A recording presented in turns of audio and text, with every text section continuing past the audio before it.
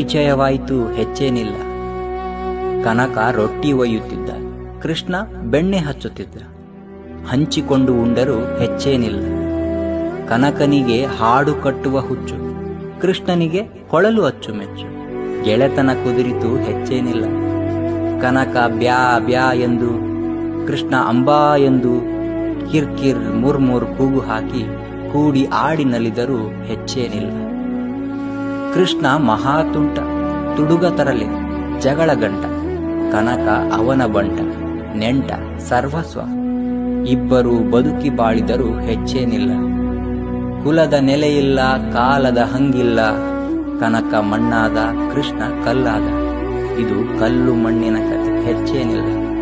ಇದು ಕಲ್ಲು ಮಣ್ಣಿನ ಕತೆ ಹೆಚ್ಚೇನಿಲ್ಲ.